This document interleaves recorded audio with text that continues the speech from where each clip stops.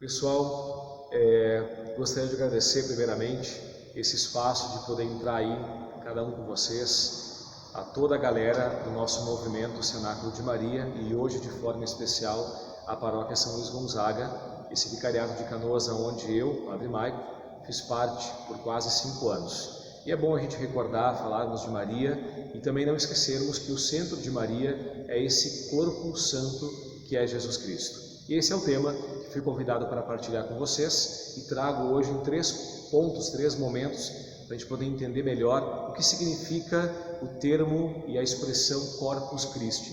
Do latim significa, portanto, a festa do corpo e sangue, né? Nós colocamos o sangue também de Cristo. Esta festa tem origem no século XIII, em 1264, quando o Papa Urbano IV decidiu, a próxima quinta-feira, depois da festa da Santíssima Trindade, que é o que acabamos de rezar praticamente, pudesse trazer a hóstia sagrada porta fora da igreja, às ruas de várias cidades.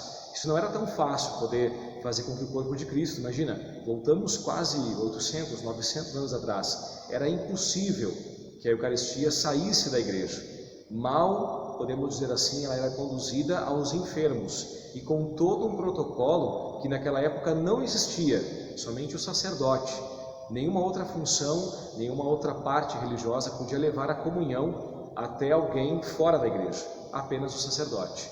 Mas esse Papa, por que não dizer assim, a mesma imagem de nosso querido Papa Francisco, que logo no início do seu papado diz o quê? A igreja deve estar em saída. E ele usa, justamente, nós unimos esses 2 elementos, porque a Eucaristia vai às ruas, naquele século, num tempo difícil, tempo também, por que não dizer, de pandemias, de guerras, entre outras coisas, levar o corpo místico pelas ruas. Para que isso? Talvez toda a população era católica naquele tempo, talvez não, talvez mais do que hoje, com certeza, ou talvez também não. Mas por que levar? Porque era preciso mostrar que esta hóstia sagrada era um sacrifício lá da paixão de Jesus Cristo. Por quê? Nós católicos acentuamos que a Páscoa é o ponto mais alto para nós católicos. Por quê? É ali que nós rezamos um homem que padece espiritualmente também, teve medo na hora da paixão. Ele precisou morrer pela aceitação dele e do Pai dele, e depois aceitou através da morte a glorificação da carne e também do Espírito, ou seja, a ressurreição. É através da festa da ressurreição, posteriormente Pentecostes, Santíssima Trindade, e nós vamos cair nesse momento de celebrar a hóstia nas ruas. É importante lembrar que também o Papa Urbano na época dizia o seguinte: a Eucaristia nós adoramos dentro da Santa Missa, ou comungamos ela para adorar dentro do nosso corpo, do nosso espírito, e por que não apresentar às pessoas essa mesma hóstia? Portanto, como eu disse antes, era impossível levar. E ele revoluciona, na verdade, a época e diz: não, vamos conduzir esta Eucaristia para tantos lugares pelo mundo afora. Mas nós temos que lembrar que o contexto bíblico é muito importante, e nós católicos, ou cristãos, nós nos achamos muito no termo bíblico que foi usado nesse final de semana, quando Jesus diz a expressão da Santa Ceia, ou seja, tomai e comei, tomai e bebei, ali estou presente. A palavra memória, que também do latim significa relembrar, trazer a memória atualizada, revigorada, traz uma mentalidade que eu e você estamos lembrando de fatos lá atrás que são muito importantes para nós. Eles não devem ser esquecidos. Uma lembrança, um casamento, uma festa de aniversário, o dia da ordenação, não importa qual seja, algo muito importante que ficou para nós. E nesse momento, a Eucaristia para Jesus é o único ato e a única missa que ele reza, algumas 8, 12, no máximo 15 horas antes de ele ser crucificado. Ele tem um desejo, o Evangelho é fundamental, eu tenho um desejo ardente de celebrar convosco a Eucaristia. E nós não podemos esquecer que ali estavam os 12, inclusive Judas, que precisava complementar a história. Por isso que nós acreditamos também não na sua condenação, mas como um protocolo que devia ser obedecido. Protocolo talvez não, mas deve ser usado o caminho espiritual que Cristo preparou até mesmo para Judas. Precisava, e talvez possa até me ousar a dizer, um dos primeiros a comungar com Jesus foi ele. Porque ele mesmo na hora da traição diz, é aquele que vai molhar o pão comigo nesta bacia. É claro que não havia ainda a paixão veio logo depois que Judas se retira do recinto. Mas é importante lembrar isso para não condenar a ninguém. A Eucaristia, como diz o Papa Francisco, é o prêmio aos enfermos, e especialmente os enfermos aqui dentro, que a gente mais precisa buscar, por isso a importância dela. Mas voltando para o contexto bíblico, quis com ardência celebrar convosco a minha Páscoa. Ora, Páscoa do grego é passagem. Jesus, sabendo que em 12 horas seguintes ele iria passar todas as almas de uma mortificação humana, terrena, para uma vida divina. Não se falava em ressurreição, era impossível que um homem pudesse ressuscitar, mas para Jesus nada é impossível. O Filho do Homem veio cumprir o que o Pai queria. Então, através do evento da ressurreição, que é o maior evento dentro do cristianismo, nenhuma outra festa é maior, a não ser a ressurreição. Ele coloca na ressurreição, ou melhor, antecipa para nós, lá no século XIII, ele antecipa com o evento da ressurreição, que a Eucaristia, esse corpo místico, teria que subir ao céu definitivo, que é também a festa da Ascensão. Ele vai definitivo ao Pai e diz para Pedro, diz aos discípulos, eu tenho que ir embora e lá preparar um lugar para vocês, mas alguém vai defender a fé de vocês até o último momento.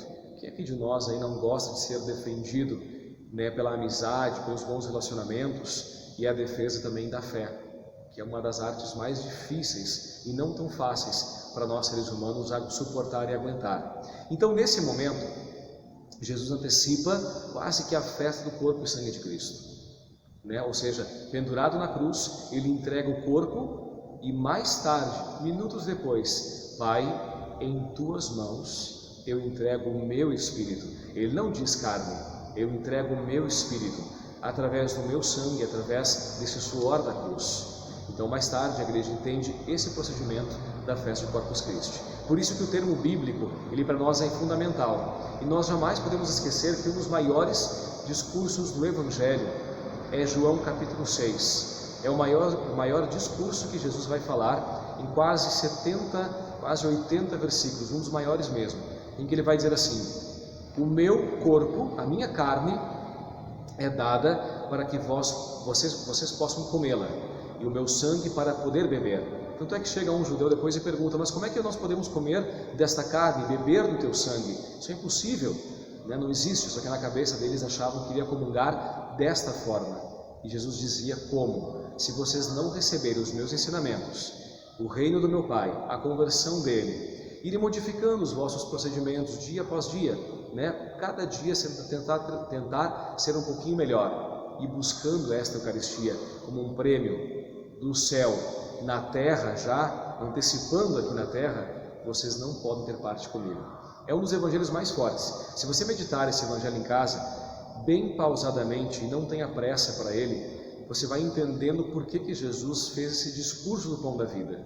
Eu sou o pão que os vossos pais, eu não sou o pão que os vossos pais lá no Antigo Testamento comeram, o maná, ou o pão que era tirado do Egito, uma massa fina, que os vossos pais comeram, se alimentaram e continuaram a ter fome. É o mesmo discurso que ele fala com a samaritana: desta água do poço, tu vais ter sede ainda, mas a sede das minhas palavras, dos meus ensinamentos, ela vai extinguir qualquer sede, qualquer ato de fome por justiça, porque tu vai esperar por mim. E aí que está o discurso do pão da vida. Esse pão é dado a vós gratuitamente como o dom da fé, que não tem paga por isso, não tem dinheiro que compre a fé. Quanto mais a Eucaristia. Por isso que o Papa Francisco, e volto a repetir, ela é o prêmio, ela é a salvação dos enfermos de espírito. A gente fala tanto na igreja em doentes aqui, doentes ali, são importantes visitá-los, inclusive nesse tempo de pandemia, mas a maior parte de visita nesse momento é o teu próprio espírito, e te alimentar com esta Eucaristia. Como, Padre?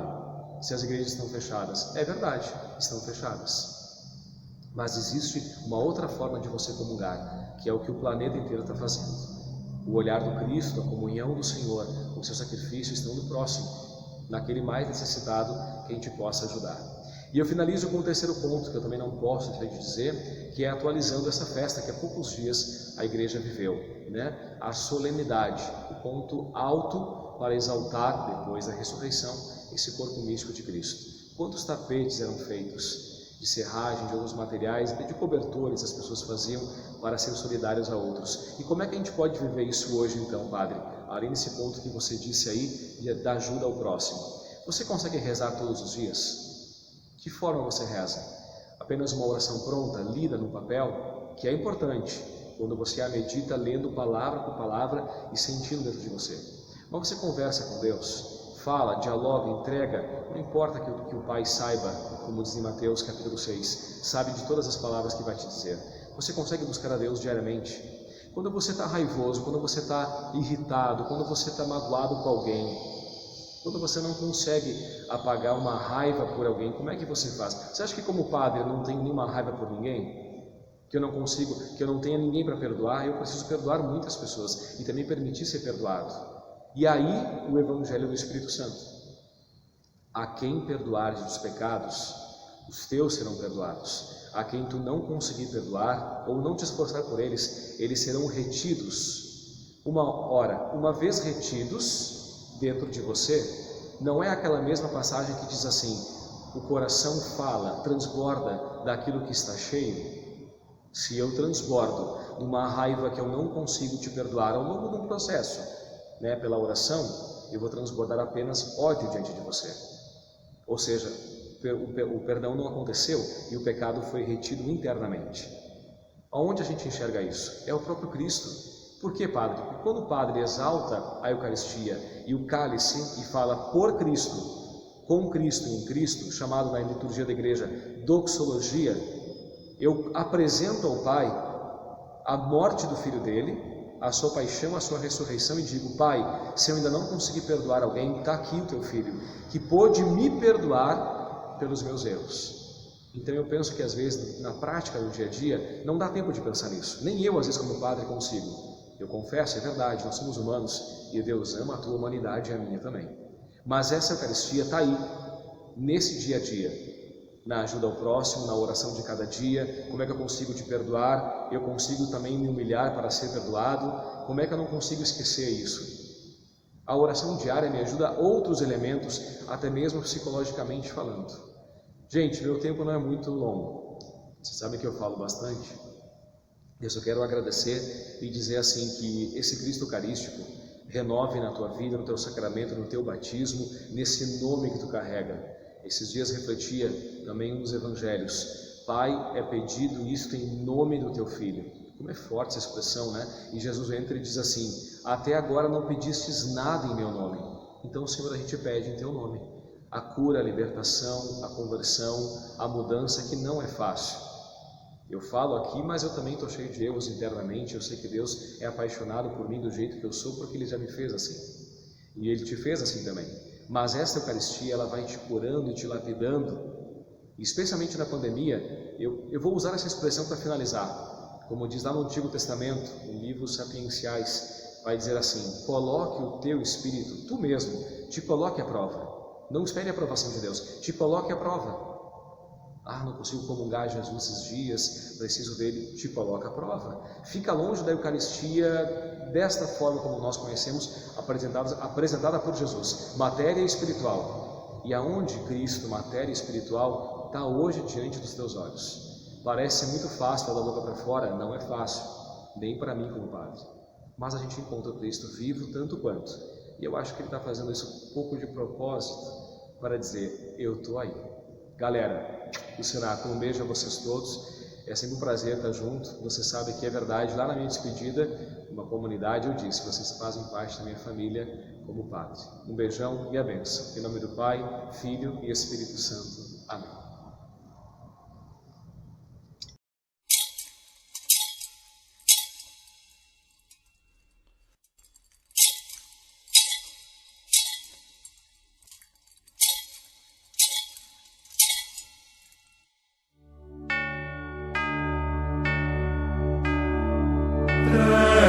Et fides supplementum sensu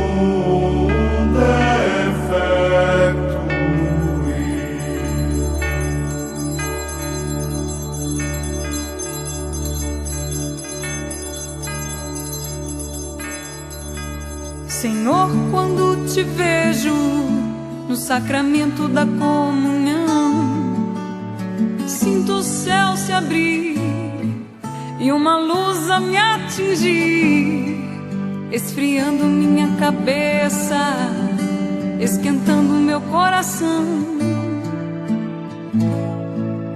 Senhor, graças e louvores sejam dadas a todo momento.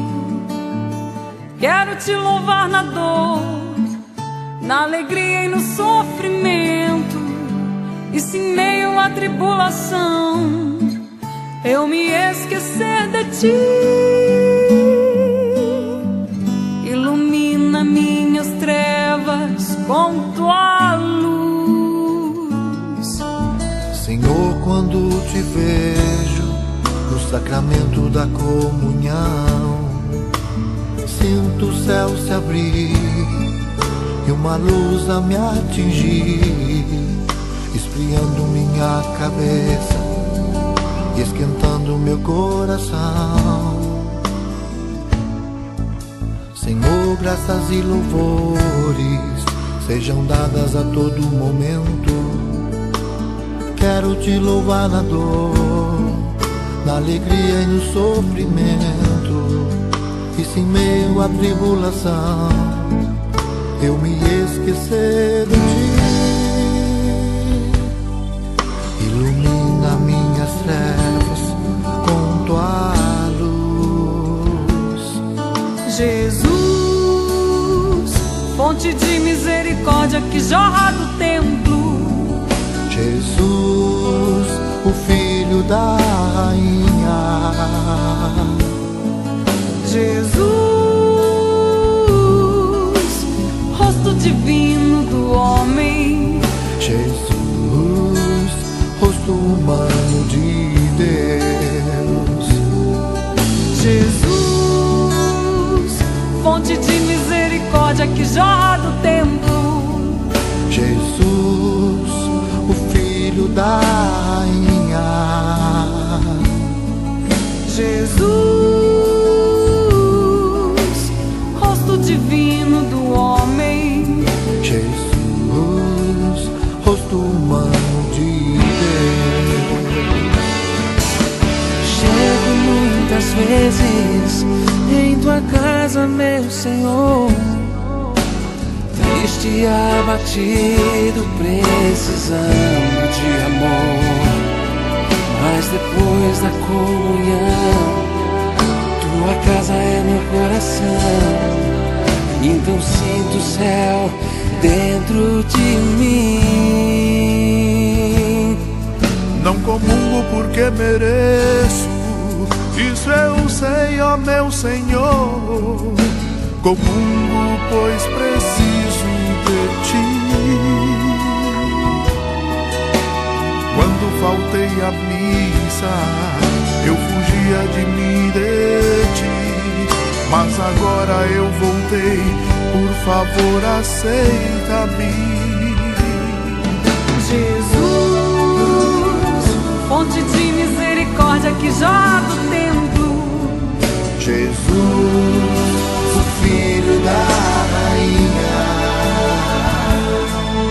Jesus, rosto divino do homem. Jesus, rosto humano de Deus. Jesus, fonte de misericórdia que jorra do templo. Jesus, o Filho da Rainha. Jesus, rosto divino do homem. Jesus, rosto humano de Deus. Jesus, fonte de misericórdia que jorra do templo. Jesus, o Filho da Rainha. Jesus, rosto divino do homem. Jesus, rosto humano de Deus. Jesus, misericórdia que jorra no templo. Jesus, o Filho da Rainha. Jesus, rosto divino do homem. Jesus, rosto humano de Deus. Jesus, fonte de misericórdia que jorra do templo. Jesus, o Filho da